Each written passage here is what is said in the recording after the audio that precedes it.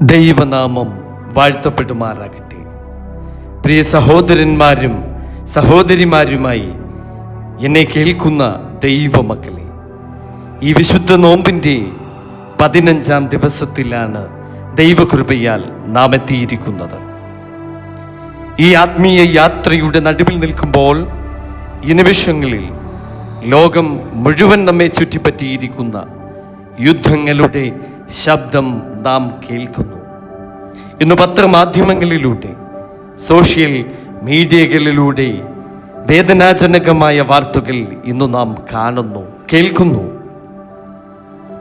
വാർത്തകൾ തുറക്കുമ്പോൾ നാം കാണുന്നത് രക്തവും ഭീതിയും നാശനഷ്ടങ്ങളും. രാജ്യങ്ങൾക്കെതിരെ എഴുന്നേൽക്കുന്നു. മനുഷ്യ ഹൃദയങ്ങൾ കല്ലുപോലെ അതികഠിനമാകുന്ന ഒരു കാലം. ഈ സാഹചര്യത്തിൽ കർത്താവായ യേശുക്രിസ്തു നമ്മോട് മുൻകൂട്ടി പറഞ്ഞ വാക്കുകൾ ഓർമ്മ വരുന്നു.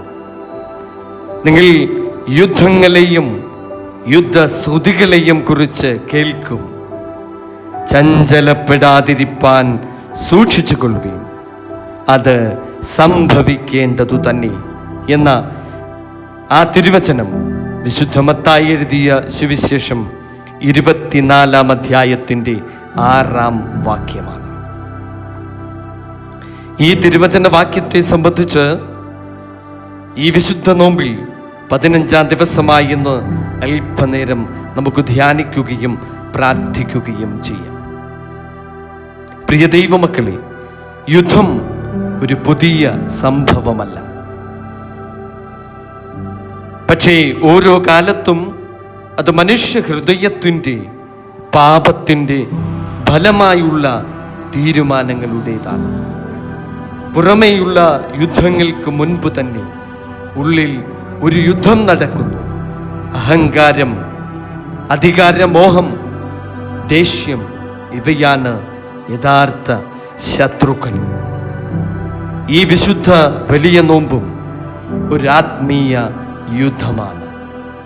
പരിശുദ്ധനായ പൗലോസ് ശ്ലീഹ എഫേസ്യർക്ക് എഴുതിയ ലേഖനം 6-ാം അധ്യായത്തിൻ്റെ 12-ാം വാക്യം നമ്മെ ഓർമ്മപ്പെടുത്തുന്നു. നമുക്ക് പോരാട്ടമുള്ളത് ജഡരക്തങ്ങളോടല്ല, വാഴ്ചകളോടും അധികാരങ്ങളോടും ഈ അന്ധകാരത്തിൻ്റെ ലോകാധിപതികളോടും സ്വർലോകങ്ങളിലെ ദുഷ്ടാത്മസേനയോടും അത്രേ എന്നാണ്. ആമേൻ.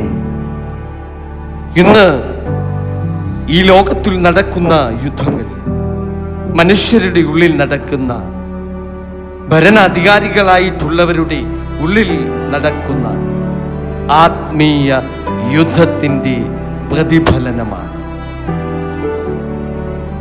ദൈവം നമ്മെ വിളിക്കുന്നത് സമാധാനത്തിൻ്റെ ഉപകരണങ്ങളായി തീരുവാനാണ്. കർത്താവ് വീണ്ടും പറയുന്നു, സമാധാനം ഞാൻ നിങ്ങൾക്കു തന്നയിച്ചു പോകുന്നു, എൻ്റെ സമാധാനം ഞാൻ നിങ്ങൾക്കു തരുന്നു. ലോകം തരുന്നത് പോലെ അല്ല ഞാൻ നിങ്ങൾക്കു തരുന്നത് എന്നാണ് വിശുദ്ധ യോഹന്നാൻ എഴുതിയ സുവിശേഷത്തിൻ്റെ 14-ാം അധ്യായത്തിൻ്റെ 27-ാം വാക്യം പരിശോധിക്കുമ്പോൾ അവിടെ വ്യക്തമായി പറയുന്നത്. ഇവിടെ വ്യക്തമായി പറയുന്നു, ലോകം തരുന്നത് പോലെയല്ല ഞാൻ നിങ്ങൾക്ക് തരുന്നത് എന്ന്. എന്ത്? സമാധാനം.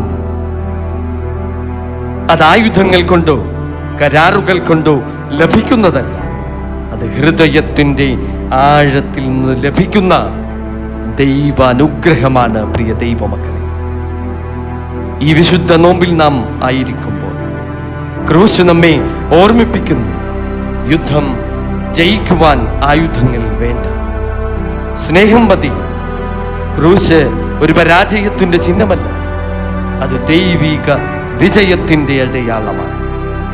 ഇന്ന് ലോകം പ്രതികാരം തിരഞ്ഞെടുക്കുന്നു. അതിൻ്റെ പരിണിത ഫലങ്ങളാണ് ഇന്ന് നാം കാണുന്ന യുദ്ധങ്ങളും അധികാര മോഹങ്ങളും. എന്നാൽ ക്രിസ്തു ക്ഷമയെ തിരഞ്ഞെടുത്തു. ലോകം ഇന്ന് യുദ്ധപ്രഖ്യാപനത്തിന്റെ വക്കിലാണ് നിൽക്കുന്നതെങ്കിൽ ക്രിസ്തു സമാധാനം പ്രഖ്യാപിക്കുന്നു. ആമേൻ, ഹല്ലേലൂയ. പ്രിയ ദൈവമക്കളെ, നമ്മുടെ വീടുകളിലും സമാധാനം ഇല്ല എങ്കിൽ ലോകത്തിൻ്റെ സമാധാനം എങ്ങനെയുണ്ടാക്കും?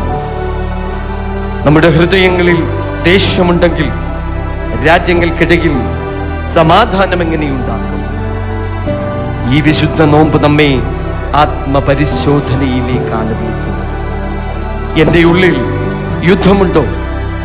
എൻ്റെ വാക്കുകൾ കൊണ്ട് ഞാൻ മറ്റൊരാളെ വേദനിപ്പിക്കുന്നുണ്ടോ? എൻ്റെ ചിന്തകൾ കൊണ്ട് ഞാൻ ശത്രുത വളർത്തുന്നുണ്ടോ? ഈ വിശുദ്ധ നോമ്പുകാലം നമ്മെ ഒരു മാറ്റത്തിനായി വിളിക്കുന്നു. ഉപവാസം ശരീരത്തെ നിയന്ത്രിക്കുന്നു. ധ്യാനം ആത്മാവിനെ ശാന്തമാക്കുന്നു. പ്രാർത്ഥന ആത്മാവിനെ ശക്തമാക്കുന്നു.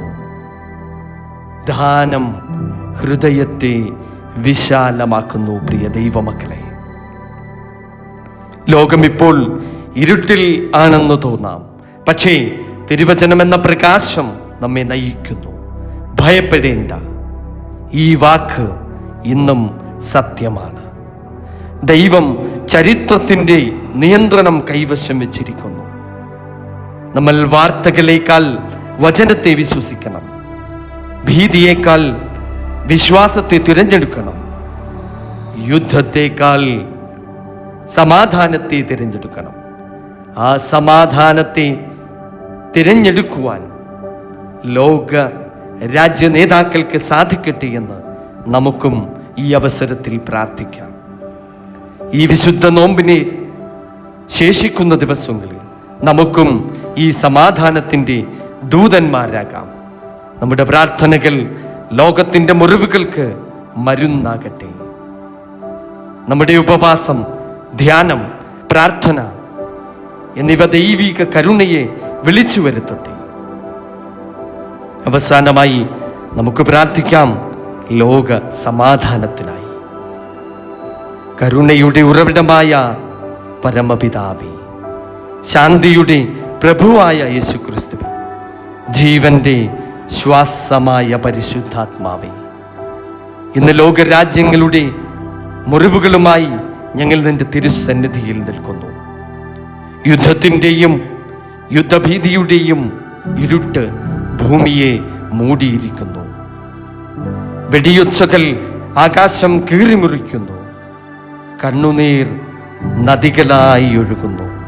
കർത്താവേ, യുദ്ധത്തിൻ്റെ കെടുതികളാൽ വേദനിക്കുന്ന എല്ലാവർക്കുമായി ഞങ്ങൾ പ്രാർത്ഥിക്കുന്നു. അപ്പ, വീടുകൾ നഷ്ടപ്പെട്ടവർ, കുടുംബങ്ങളെ നഷ്ടപ്പെട്ടവർ, സ്വന്തം കുഞ്ഞുങ്ങളെ നഷ്ടപ്പെട്ടവർ, ഭയത്തിൽ ജീവിക്കുന്ന കുട്ടികൾക്കായും ഞങ്ങളിപ്പോൾ പ്രാർത്ഥിക്കുന്നു. രോഗികളായി യുദ്ധമുഖങ്ങളിൽ കിടക്കുന്നവർക്കായി നിന്റെ കരുണ ഇറങ്ങി വരണമേ. കർത്താവേ, ഞങ്ങളുടെ ഉറ്റവരും ഉടയവരും ജീവനോപാധിക്കായി യുദ്ധസ്ഥലങ്ങളിൽ ജോലി ചെയ്യുന്നവരാണ് തമ്പുരാനെ. അവർ അന്യദേശങ്ങളിൽ ഭീതിയുടെ നടുവിൽ ജീവിക്കുന്നു. അവരെ നിന്റെ ചിറകിന്റെ കീഴിൽ മറച്ചു കൊള്ളണമേ. കാലിൽ ഒരു മുള്ളുപോലും കൊള്ളുവാൻ തമ്പുരാനെ നീ അവിടുന്ന് ഇടയാക്കരുതേ. കർത്താവാണ് എൻ്റെ അഭയവും കോട്ടയും എന്ന് പറഞ്ഞ വാഗ്ദാനം ഇന്ന് ഞങ്ങളുടെ പ്രിയപ്പെട്ടവർക്കായി സത്യമാക്കി തീർക്കണമേ തമ്പുരാനെ. അപകടങ്ങളിൽ നിന്ന് അവരെ രക്ഷിച്ചു കൊള്ളണമേ. ദുരന്തത്തിൽ നിന്നും അവരെ കാത്തുകൊള്ളപ്പെടണമേ. അവരുടെ യാത്രകളും താമസവും ജോലിയും നിന്റെ ദൈവിക സംരക്ഷണത്തിലായി തീരുമാറാകണമേ. കർത്താവേ, യുദ്ധം സൃഷ്ടിക്കുന്നവരുടെ ഹൃദയങ്ങളിൽ മാറ്റം വരുത്തണമേ. ദേഷ്യം സ്നേഹമായി മാറട്ടെ. പ്രതികാരം ക്ഷമയായി മാറട്ടെ. അഹങ്കാരം വിനയമായി മാറട്ടെ. എൻ്റെ സമാധാനം ഞാൻ നിങ്ങൾക്ക് തന്നേച്ചു പോകുന്നു, അത് ലോകം തരുന്നത് പോലെയല്ല എന്ന് അരുളി ചെയ്തവനായ യേശു തമ്പുരാനെ, ആ ദൈവിക സമാധാനം ലോകത്തിൻ്റെ അതിർത്തികൾ കടന്ന് യുദ്ധഭൂമികളിൽ പടർന്നു പന്തലിക്കട്ടെ. കർത്താവായ യേശു തമ്പുരാനെ, ഭീതിയിൽ കഴിയുന്ന നമ്മുടെ കുടുംബങ്ങൾക്ക് ധൈര്യം നൽകണമേ. വാർത്തകൾ കേട്ട് വിറയ്ക്കുന്ന ഹൃദയങ്ങൾക്ക് തമ്പുരാനെ ആശ്വാസം നൽകണമേ. വിശ്വാസം തളരാതിരിക്കട്ടെ, പ്രതീക്ഷ അണയാതിരിക്കട്ടെ. സമാധാനത്തിൻ്റെ രാജ്ഞിയായ പരിശുദ്ധിയായ ദൈവമാതാവിൻ്റെ മധ്യസ്ഥതയാണ്, ക്രൂശിൽ രക്തം ചൊരിഞ്ഞ നിന്റെ സ്നേഹത്തിൻ്റെ ശക്തിയാണ് ഈ ഭൂമിയിൽ യുദ്ധം, തർക്കങ്ങൾ അവസാനിക്കട്ടെ. രാജ്യങ്ങൾ തമ്മിൽ ഒരു സമാധാനത്തിൻ്റെ സംവാദങ്ങൾ ആരംഭിക്കട്ടെ. വെടിയൊച്ചകൾ നിശബ്ദമാകട്ടെ. കണ്ണുനീർ സന്തോഷമായി മാറട്ടെ. കർത്താവേ, ഞങ്ങളുടെ പ്രിയപ്പെട്ടവർ സുരക്ഷിതരായി തിരികെ സ്വന്തം ഭവനത്തിലേക്ക് അവരെ എത്തിക്കുമാറാകണം. നിന്റെ കരുണയാൽ അവരെ കാത്തുകൊള്ളപ്പെടണം. ഞങ്ങൾ പാപികളാണെങ്കിലും നിന്റെ കരുണ അളവില്ലാത്തതാണ്. ഞങ്ങളുടെ അനുതാപം അവിടുന്ന് സ്വീകരിക്കണം. അപ്പാ, നിന്റെ സമാധാനം ലോകരാജ്യങ്ങളിൽ വ്യാപരിക്കണം. സകലതും ഞങ്ങൾക്കായി ജീവൻ വെച്ച യേശു ക്രിസ്തുവിൻ്റെ നാമത്തിൽ തന്നെ ആമേൻ. സ്തോത്രം. ഹല്ലേലൂയ. യേശുവേ സ്തോത്രം. യേശുവേ നന്ദി.